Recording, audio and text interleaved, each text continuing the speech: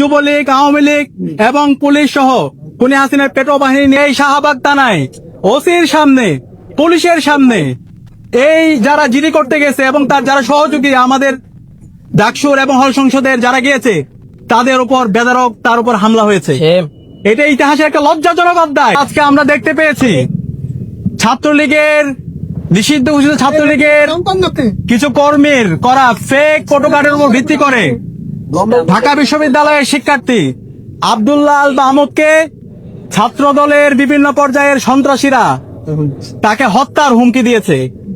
এই ফটোকার্ড যখন হয়েছিল তখন এই সাথে সাথে আব্দুল্লাহ আল মাহমুদ ঢাকা বিশ্ববিদ্যালয়ের শিক্ষার্থী সে ফেসবুক পোস্টের মধ্যে ক্লিয়ার করেছে এই পোস্টটা সে দেয়নি, এটা হচ্ছে একটা ফেক পোস্ট।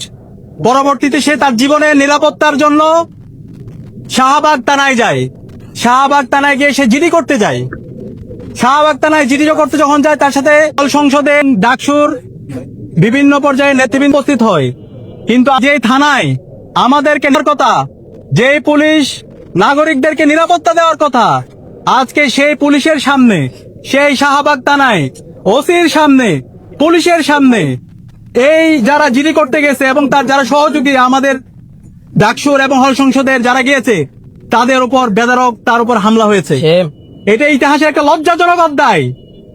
একই সাথে আমরা দেখতে পেয়েছি যখন তাদেরকে উদ্ধার করার জন্য যখন তাদের উপর বারবার হামলা হচ্ছিল এবং এই হামলায় নেতৃত্ব দিয়েছে ছাত্র দলের বিশ্ববিদ্যালয়ে যেমন নেতাকর্মীরা ছিল, একই সাথে বহিরাগত কিছু সন্ত্রাসীদেরকে নিয়ে আসা হয়েছে।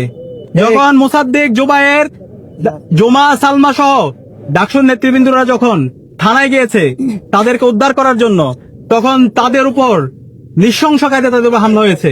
সূর্যসেন হল সংসদের ভিপি আজিজ, সাদেক, মহসিন হল সংসদে, একই সাথে সূর্যসেন হলের আলবি উপর প্রায় 100 জনের অধিক সন্ত্রাসীরা তার উপর হামলা করে, একই সাথে সাওয়াজ জামি সহ আরো অনেকের উপর এখন হাসপাতালে আছে, ঢাকা মেডিকেলে কয়েকজন। আমরা বর্তমান সরকারের কাছে অনুরোধ করতে, আমরা জিজ্ঞেস করতে চাই, স্বরাষ্ট্রমন্ত্রীর কাছে আমরা জিজ্ঞেস করতে চাই, মাননীয় প্রধানমন্ত্রী তারেক রহমানের কাছে আমরা প্রশ্ন করতে চাই, এটাই কি আপনার গণতান্ত্রিক চর্চা? এই কি গণতন্ত্র? একজন বিশ্ববিদ্যালয়ের শিক্ষার্থী তাকে মৃত্যুর হুমকি দেওয়া হচ্ছে। সেই হুমকি যখন দেওয়া হচ্ছে সে তার জীবনের নিরাপত্তা করার জন্য যখন সে থানায় সাধারণ ডায়েরি করতে যাচ্ছে, সেই জায়গায় সন্ত্রাসী নিয়ে এসে মব তৈরি করে তাদের উপর নৃশংস কায়দায় হামলা করা, এটাই কি গণতন্ত্র? এটাই কি বাংলাদেশ? এটাই কি নতুন প্ল্যান? আমরা আজকে অবাক হয়েছি। আজকে সারা দেশের ছাত্র সমাজ তারা আজকে বিক্ষুব্ধ হয়েছে। এই ঘটনা যখন ঘটছিল, যখন এই শিক্ষার্থীকে মাহমুদকে যখন হত্যার হুমকি দেওয়া হচ্ছে এবং আপনারা বিভিন্ন ধরনের ফ্যাক্ট চেক যে প্রতিষ্ঠানগুলো আছে এটার মধ্যে আমরা দেখতে পেয়েছেন এটা একটা হচ্ছে একটা ফেক একটা হচ্ছে ফটোকার্ড। এরপর যখন আমরা বিশ্ববিদ্যালয়ের সর্বোচ্চ অভিভাবক ভিসি কে ফোন দিলাম, প্রক্টরকে ফোন দিলাম, প্রভুজ স্ট্যান্ডিং কমিটির যিনি দায়িত্বে আছেন সভাপতি ওনাকে ফোন দিলাম, কেউ রেসপন্স করে নাই। শিক্ষার্থীরা মরে গেলেও তাদের কোনো কিছু আসে যায় না। লজ্জা।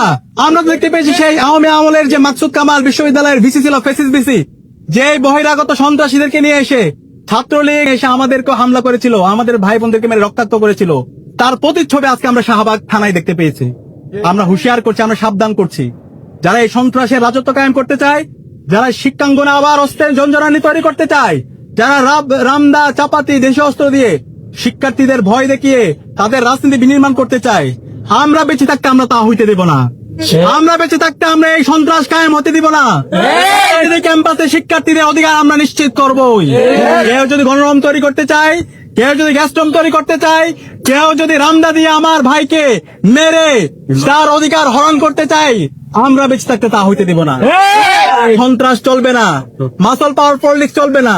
ক্যাম্পাসে শিক্ষার্থীরা আসবে তাদের পড়াশোনা করার জন্য, তাদের গণতান্ত্রিক চর্চা করবে, কিন্তু কেউ এখানে হকিস্টিক অথবা স্টাম্প দিয়ে ক্ষমতার রাজনীতি বিনির্মাণ করবে, সেটা আমরা হইতে দিব না। আমরা দেশীয় যে আইন, সে আইন অনুযায়ী আমরা আবার বিশ্ববিদ্যালয় প্রশাসনের কাছে অভিযোগ দিব, আমরা থানায় গিয়ে আবার অভিযোগ দিব। আমরা আশা রাখবো দেশের যে আইন, সে আইন অনুযায়ী এই ছাত্র দলের সন্ত্রাসীদের বিরুদ্ধে যেন ব্যবস্থা গ্রহণ করা হয়। একই সাথে আমরা ছাত্র দলের কেন্দ্রীয় সংসদের সভাপতি এবং বিশ্ববিদ্যালয় সংসদে যারা তাদের সাথে কথা বলেছি, আমরা বলেছি যারা এই গণতান্ত্রিক অধিকার হরণ করেছে, যারা থানায় মব করে শিক্ষার্থীদের উপর হামলা করেছে, সহিংস কায়দায় আমার বোন জুমার উপর হামলা করেছে, এই সন্ত্রাসীদেরকে আইডেন্টিফাই করে দ্রুত সময়ের মধ্যে তাদেরকে যেন দল থেকে বহিষ্কার করা হয় এবং তাদেরকে যেন বিচারের আওতায় নিয়ে আসা হয়। আমরা দেখতে চাই তারা কেমন বিচারের আওতায় নিয়ে আসে। এবং একই সাথে আমরা পুরো সময় জুড়ে দেখতে পেয়েছি। আমি পুলিশের উচ্চপদস্থ বিভিন্ন জনের সাথে যোগাযোগ করেছি, সরকারের বিভিন্ন পর্যায়ের যারা এখন মন্ত্রী আছে তাদেরকে ফোন দিয়েছি। আমরা দেখতে পেয়েছি সবাই নীরব। তারা রাস্তা আজকে মব কায়েম করতে চায়, তারা খুবই মবের বিরুদ্ধে কথা বলেছে, কিন্তু আজকে প্রকৃত মব কারা তৈরি করে, তারা শিক্ষার্থীদের উপর বেদরক তারা হামলা করে, সেটা আমরা আজকে দেখতে পেয়েছি। সুতরাং আমরা আশা রাখবো দ্রুত সময়ের মধ্যে বিশ্ববিদ্যালয়ের প্রশাসন এবং দেশের যেই স্বরাষ্ট্র মন্ত্রণালয় আছে তারা দ্রুত সময়ের মধ্যে এই সন্ত্রাসীদেরকে বিচারের আওতায় নিয়ে আসবে। এবং একই সাথে এই যে যারা হত্যার হুমকি দিয়েছে মাহমুদকে, এই হত্যার হুমকির সাথে যারা জড়িত আছে তাদেরকে যেন বিচারের আওতায় নিয়ে আসা হয়।